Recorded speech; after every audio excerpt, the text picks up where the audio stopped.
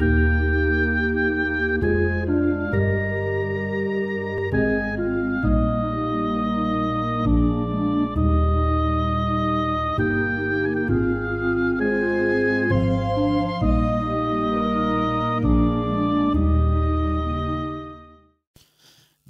faly miarabantsika indray ry malagasy malala natratra ity andro anio ity afaka miaraka etontsika iaino ny tenin'Andriamanitra ny fiadanan'ny Tompo sahady ane ao amintsika rehetra ny vatsim-panahy izay ho atolotra antsika amin'ity andro anio ity dia hitantsika ao amin'ny epistily voalohany nosoratan'i Paoly ho an'ny Korintianina voalohany toko 12 ny 9:1-30 ary mitohy amin'ny toko 7 mifarana any amin'ny 9:4. Korintianina voalohany toko 12 ny 9:1-30 dia mitohy amin'ny toko 7 hatrany amin'ny 9:4. Toy izao vaky ny teny amin'ny anaran'i Jesosy. Nefa maniry fatratra ny fanomezam-pahasoavana lehibe indrindra ary indro izay lalàna tsara indrindra no atoroko anareo. Na dia miteny amin'ny fitenin'ny olona sy ny anjely aza aho kanefa tsy manana fitiavana dia tonga varahana maneno sy kipantsona mikarantsonao. Ary na dia manana faminaniana aza aho ka mahalala ny zava-miafina rehetra sady manana ny fahalalana rehetra ary na manana ny finoana rehetra aza aho ka mahafindra tendrombohitra ka tsy manana fitiavana kanefa tsy manana fitiavana dia tsintsinonao. Ary na dia omeko ho an'ny malahelo aza ny fahalalako rehetra ary na dia atolotro hodorana aza ny tenako kanefa tsy manana fitiavana aho dia tsy mahasoa akory zany. Ny fitiavana maharo-po sady mora fanahy. Amen. Ray masinao manamasinana amin'ny fahamarinana, ny teninao ny fahamarinana. Amen. Ry malagasy malala, ho aminareo rehetra ny fahasoavana sy fiadanana avy amin'Andriamanitra raintsika sy Jesosy Kristy Tompo. Amen. Tsapany Paoly teo amin'ny fiainana zany resaka fitiavana zany. Tsapany Paoly tamin'izy mbola Saoly, izany hoe miezaka manatanteraka izay takin'ny lalàn'i Mosesy, fon'izy mbola fariseo, miezaka manao fivadikanina, miezaka manao izay karazana vavaka lavareny sy karazana vavaka maro, miezaka manao zavatra eny amasom-bahoaka. Kanefa jereny Paoly tsy mahasoa azy teo anatrehan'Andriamanitra akory zany. Tsapany Paoly expérience teo amin'ny fiainana zany hoe ny zavatra atao amin'ny fetsaram-belatsy fotsiny, ny endrika ivelany fotsiny dia tsy mahasoa ny ninona akory zany, sady tsy mahafaly an'Andriamanitra zany, no tsy azahoana ny fiainana mandrakizay zany, no mahatonga ny olona hakahalanao koa zany. Hitan'ny Paoly teo amin'ny fiainany tsara zany. Ny fiainan'ny Paoly taloha mantsy dia totry ny fiainana fetsaram-belatsy sy mivavaka amin'Andriamanitra ivelambelany fotsiny ihany fa ny mahizy azy ny tena sandratra, ny freriana ny tena sandratra, ny fantokafatena ny tena aderadera aman'olona. Fa tsapany Paoly zany. Rehefa indro Jesosy Kristy Tompo nandavo azy tamin'ny tany, teny andalana eny ampanenjehana ny kristianina mampalahelo, naseho an'i Jesosy tamin'ny hery sy ny fahefan'Andriamanitra zany. Naseho an'i Jesosy tamin'ny fazava-poana ny fivavahana nataon'ny Saoly. Ka dia hoy Jesosy hoe androany ianao dia ho ataoko mpanaradia. Hitantsika amin'izany ary ry havana fa mpamindra fo be ilay Andriamanitra. Jesosy Kristy Tompo dia Andriamanitra mpamindra fo, ary mamindra fo amin'ny mpanota izy. Tahaka amin'ny Paoly izay olon-dratsy izay efa nandatra ja kristianina maro, mbola amindrano fo ihany. Izany tena fitiavana zany. Izany ilay fitiavana tsy mety tsara velatsy izany. Izany ilay fitiavana tsy mandoka tena zany. Izany ilay fitiavana tsy mitady voninahitra zany, fa fitiavana tena manolotra ny fiainany ho an'ny sakaizany. Fitiavana tena manolotra ny tena hamonjy ny mpanota. Fantatr'Andriamanitra fa makany amin'ny elo ny lalana lehan'ny Saoly, dia ahitsin'Andriamanitra ny lalany. Izany ny fampianarana amin'ny fitiavana tsara indrindra zany, izay mamindra fo amin'ny olon-dratsy, izay mamindra fo amin'ny olona efa tsy mendrika intsony. Izany ny tena fitiavana. Tsapany Paoly zany taty aoriana ka nahavita ny teny Paoly.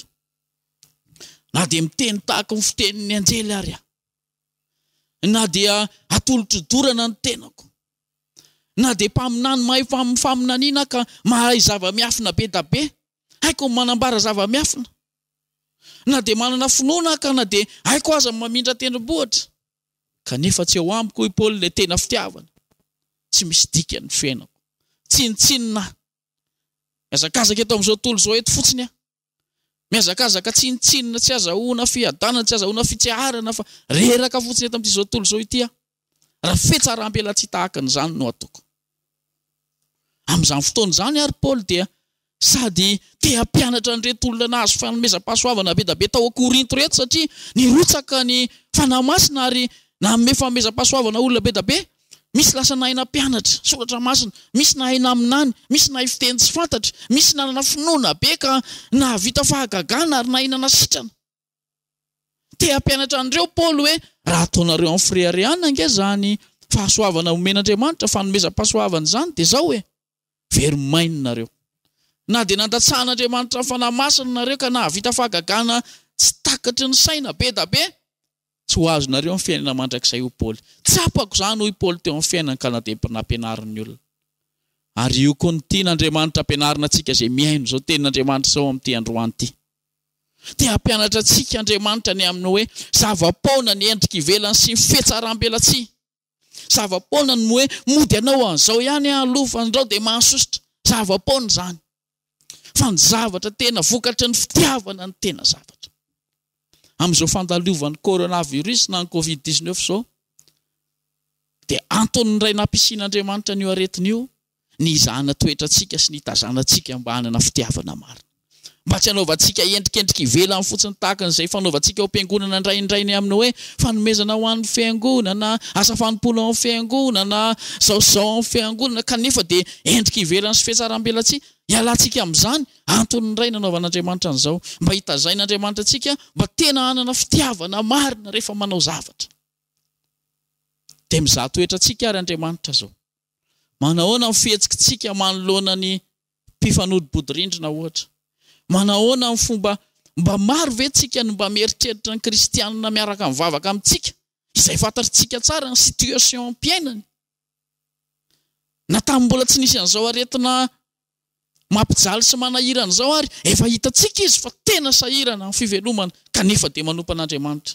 Indrindra amin'izao zavatsarotra mandalo izao, manahoana mba mahatsiaro an'ireny ve tsika?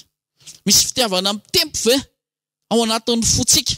Ahatsiarovantsika an'ireny namantsika ireny fa izao ange dia fizahan'Andriamanitra toetrantsika ny amin'ny hoe iza no mahay mizara fitiavana. Misy tolo-kevitra omeko antsika amin'ity andro anio ity. Mandehany ianao ka misafidiana. Olona anankiray na tokantrano anankiray mety ho kristianina mpiara-mivavaka aminao zany, ary tsy maninona na tsy kristianina sy mpiara-mivavaka aminao koa ary zany fa na olon-tsotra hafa izay hitanao eny ary misafidiana tokantrano iray mba azonao ampiana mandritra n'izao fotoanan'ny confinement zao. Maro ange ny olona any no ranomangatsika ny sotroina amin'ny hariva, ranomangatsika ny sotroina amin'ny maraina, amin'ny atoandro ny amidy vary tsy misy, izay misy eo no hohanina. Mbola roviana ny confinement, tsy fantatra izay sitrapon'ny tompo, mety ho rapitso izy dia hijanona, nefa tsy fantatra koa izay ataon'Andriamanitra amintsika. Fa ny tokony ho anjarantsika dia izao, mampiseho an'izany fitiavana napetraka Jesosy tao anatin'ny fontsika izany. Tsarovy, fa fontsika natao batisa dia nametrahan'i Jesosy ny fitiavana.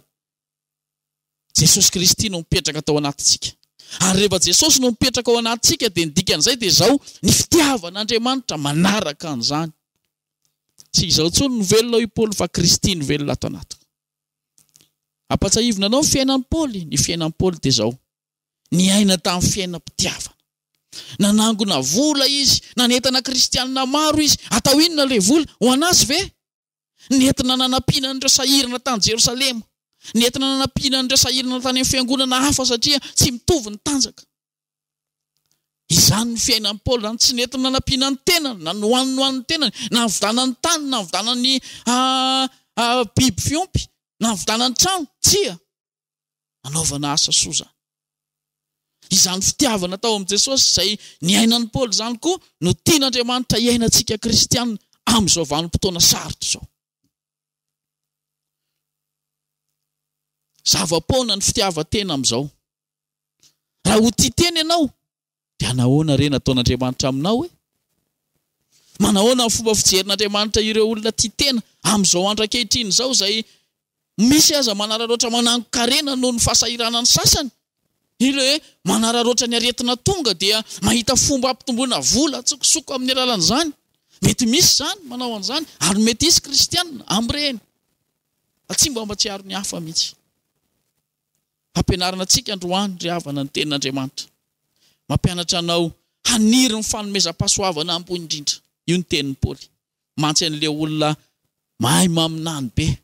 Mantsy an'le olona manana finoana be. Mantsy an'le olona manana fanomezam-pahasoavana manasitrana. Mantsy an'le olona zay manana fanomezam-pahasoavana ampianatra. Dia hoy ny tenin'ny Paoly, rehefa fanomezam-pahasoavana nananareo reo, ho levony reo. Fa misy fanomezam-pahasoavana kiray izay tsy ho levona mandrakizay, dia ny fitiavana zany io irina fatratra. Iry ho fatratra io Paoly apôstôly. Ary mifanakaikaiky an'izany ange ny vavaka nataon'ny Solomona mpanjaka hoe, za tsy mangataka harena sy voninahitra aminao fa homeo fahendrena aho. Fanakaikaiky amin'ny fitiavana. Ny olona manam-pahendrena dia mazava ho azy fa miaina amin'ny fitiavana ny fiainany. Satria fahendren'Andriamanitra no apetraka Andriamanitra ao aminy. Ry havana, maniry fatratra ny fanomezam-pahasoavana ambony indrindra avy amin'Andriamanitra amin'izao fotoana izao. Mandehana. Jereo izay azonao atao. Safidio izay tokantrano iray azonao ampiana na dia kely aza mandritra n'izao période de confinement zao.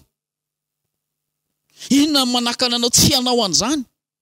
Azonao atao zany satria ny herin'i Jesosy ny eo aminao. Ny vavaksika ange dia ny hoe omeo anay anio izay hanina sahaza ho anay. Mipaka makany aminao nge zany vavaka izany. Ny dikan'izany vavaka izany dia zao. Ampianaro mba hameny hafa ny hanina sahaza ho azy androany. Zay ny dikan'io vavaka io. Omeo anay anio ny hanina sahaza ho anay. Ny dikan'izay dia hoe ampianaro a Jesosy mba haeritreritra ny olona hoe manana hanina sahaza hoe izy androany ka tokony hanome azy ary ave androany. Zany ny afatr'Andriamanitra aminao. Tsarovy ry havana. Tenin'Andriamanitra ihany ange ny mampahery anao hoe mahifabe amin'ny asan'ny tompo.